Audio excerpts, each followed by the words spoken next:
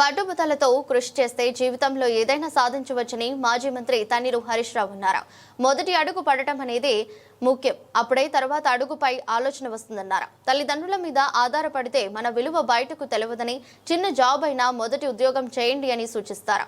Group 1 మీద high court ప్రభుత్వంపై మొటికాయలు వేసిందని గుర్తు చేశారు. ప్రభుత్వం సిగ్గు లేకుండా సుప్రీంకోర్టుకు వెళతామని ఆలోచన చేస్తుందని దుయ్యబట్టారు. సిద్దిపేట జిల్లా కేంద్రంలోని విపంచి కళా నిలయంలో మెగా జాబ్ మేళా కార్యక్రమంలో మాజీ మంత్రి ఎమ్మెల్యే హరీష్ రావు పాల్గొన్నారు. ఈ సందర్భంగా మాట్లాడుతూ కాంగ్రెస్ ప్రభుత్వం నిరుద్యోగులకు ఇస్తామన్న 2 లక్షల ఉద్యోగాలు ఏమయ్యాయని మండిపడ్డారు. సిట్టింగ్ జడ్జితో గ్రూప్ 1 పరీక్షలపై విచారణ జరిపించాలని డిమాండ్ చేశారు. రేవంత్ రెడ్డిని నమ్మరు అని రాహుల్ గాంధీతో 2 లక్షల ఉద్యోగాలు ఇస్తామని హామీ ఇచ్చారని ఎద్దేవా చేశారు. కాంగ్రెస్ ప్రభుత్వం 2 లక్షల ఉద్యోగాలు కాదు 10,000 ఉద్యోగాలు మాత్రమే ఇచ్చిందని పేర్కొన్నారు. Congress job calendar jobless calendar అయిందని విమర్శించారు. ఈ ప్రభుత్వం నేటి వరకు సింగిల్ నోటిఫికేషన్ వేయలేదన్నారు. నిరుద్యోగ యువతకి ప్రియాంక గాంధీతో నిరుద్యోగ భృతి ఇస్తామని నేటికి ఇవ్వలేదన్నారు. కార్యక్రమంలో ఎమ్మెల్సీ దేశపతి శ్రీనివాస్, మాజీ ఎమ్మెల్సీ ఫారూక్ హుసేన్, వివిధ కంపెనీల ప్రతినిధులు పలువురు పాల్గొన్నారు. పట్టుదలతో కృషి చేస్తే జీవితంలో ఏదైనా సాధించవచ్చు. అది చిన్న ఉద్యోగమా పెద్ద ఉద్యోగమా, మొదట జాబ్లో చేరండి.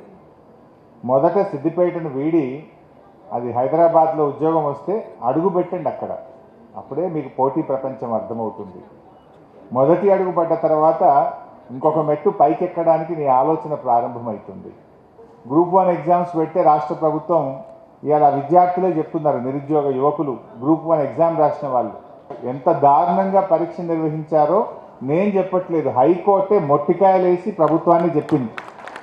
ఇంకా దాని మీద అప్పీల్కి పోతామంటున్నారు. ఇంకా ఏ ముఖం పెట్టుకొని అప్పీల్ పోతారు? ఇవాళ నిరుద్యోగ యువకులు బయటకు వచ్చి పలాని మంత్రులు పలాని అధికారులు మమ్మల్ని లక్షల రూపాయలు అడిగారని చెప్పి వాళ్ళే నేరుగా ఆరోపణలు చేస్తున్నారు. దాని మీద ఈరోజు విచారణ జరపాల్సిన అవసరం ఉంది. అసలు ఎవరు ఈ అక్రమాలకు బాధ్యులు ఎవరో తేల్చాల్సినటువంటి బాధ్యత ప్రభుత్వం మీద ఉంది. నిజంగా తప్పు చేయకపోతే ముఖ్యమంత్రి వెంటనే దీని మీద సిట్టింగ్ జడ్జితో విచారణ జరపాలి. తప్పులు జరిగిన వారి మీద కఠిన చర్యలు తీసుకోవాలి. అవినీతికి పాల్పడిన వారిని వెంటనే శిక్షించాలి. కానీ దానికి ముందుకు పోకుండా తప్పులను సరిదిద్దకుండా ఇంకా అప్పీల్కి పోతాం, ఇంకా దాచుకునే ప్రయత్నానికి ఇలా రేవంత్ రెడ్డి పాల్పడుతూ ఉన్నాడు. ఆ రోజు చెప్పిందేమో మొదటి ఏడాదిలోనే 2 లక్షల ప్రభుత్వ ఉద్యోగాలు ఇస్తామన్నారు. ఇప్పుడు 2 ఏళ్ళు అయింది కదా, మరి ఎక్కడ పోయినాయి 2 లక్షలు? ఫుల్ పేజ్ యాడ్స్ ఇచ్చింది అన్ని పేపర్లలో. ఏ పేపర్ చూసినా మొదటి సంవత్సరమే 2 లక్షల ఉద్యోగాలు. రాహుల్ గాంధీని ఆయన రేవంత్ రెడ్డిని నమ్మటట్లేడని ఢిల్లీకి వెళ్ళి రాహుల్ గాంధీని తెచ్చి అశోక్ నగర్ సెంట్రల్ లైబ్రరీలో కూర్చోబెట్టి ఆయనతో చెప్పించే ప్రయత్నం చేశారు. ఇది నా మాట, ఇది గాంధీ మాట అన్నాడు. మరి గాంధీ మాట ఏడవైందో, రేవంత్ రెడ్డి మాట ఏడవైందో? 2 లక్షల ఉద్యోగాలు కాదు కదా, ఇందాక మా సీనన్న చెప్పినట్టు 10,000 కూడా ఇవ్వలే.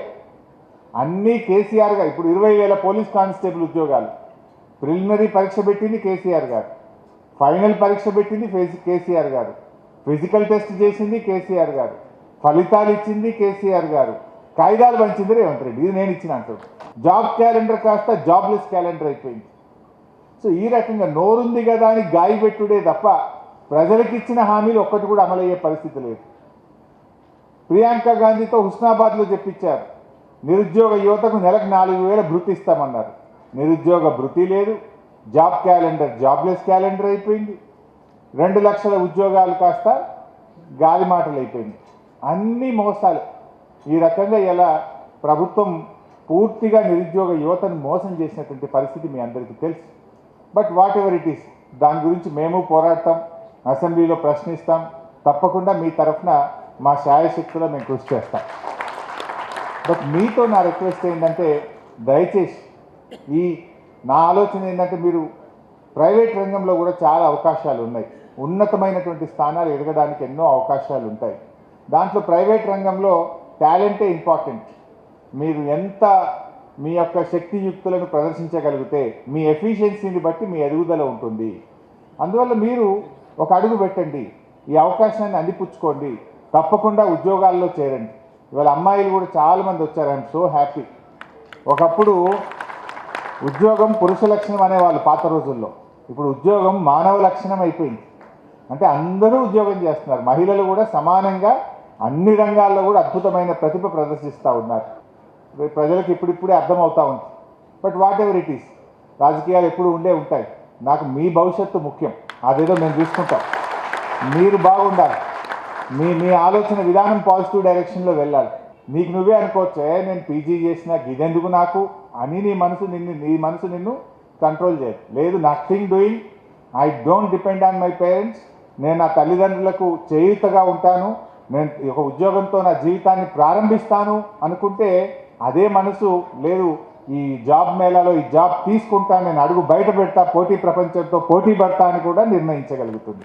How you drive is important. నా తపనల్లో కూడా ఇది ఎంత వీలైతే అంతమందికి ఎక్కువ ఉపయోగపడాలనే తనలాట తపన తప్ప ఇంకా నేనేదో మీకు చెప్పాలనేటువంటిది కాదు. I wish you all the best and good luck.